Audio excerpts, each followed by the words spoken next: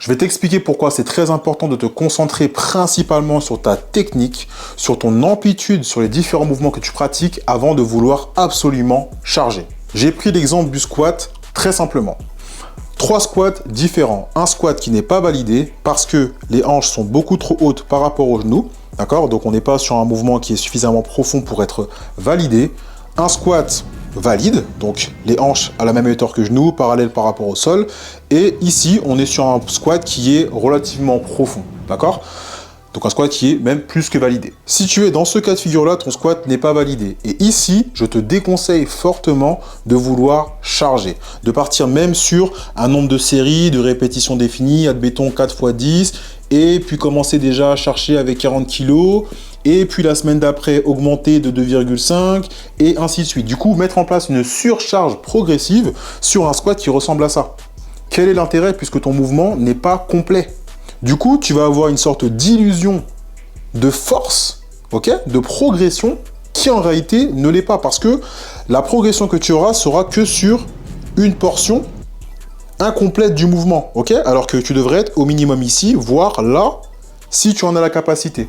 Donc, tu as l'illusion d'avoir une surcharge progressive, d'être de plus en plus fort sur le mouvement, alors qu'en réalité, ton mouvement est incomplet. Et donc, si jamais tu te retrouves dans une configuration comme celle-ci, sans le vouloir, c'est-à-dire que ce n'est pas quelque chose de volontaire, ça peut être dû à la charge qui va être trop lourde à un moment donné, tu risques potentiellement de te faire mal. D'accord? Parce que ton corps ne sera pas habitué, tes tendons, tes ligaments ne seront pas habitués à se retrouver dans cette position-là, et encore moins dans celle-ci. Donc, c'est pour ça qu'il faut que tu comprennes une chose.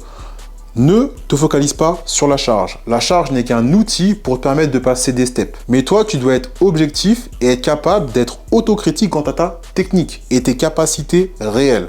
Dans un premier temps, je te conseille vraiment de ne pas hésiter à rester au poids du corps s'il le faut, travailler chaque semaine ta mobilité, ta souplesse, ta dorsiflexion, etc. et chercher un petit peu, toutes les semaines, à aller de plus en plus bas sur ton squat. Mais ça n'a vraiment pas grand intérêt de charger, de mettre en place une surcharge progressive sur un mouvement qui est incomplet. Alors oui, c'est vrai, ça peut un peu piquer l'ego, mais je pense que c'est mieux de faire face à sa réalité plutôt que de vivre dans le déni. Parce que ça, c'est l'une des meilleures choses pour te blesser et surtout avoir une fausse confiance en tes capacités. Et vraiment, ça, c'est l'une des pires des choses parce que ça risque vraiment de te mettre dans des positions, dans des situations inconfortables qui peuvent justement te blesser. Donc, si jamais tu as des questions, n'hésite pas à m'envoyer un message dans les DM, je te répondrai avec grand plaisir. Force!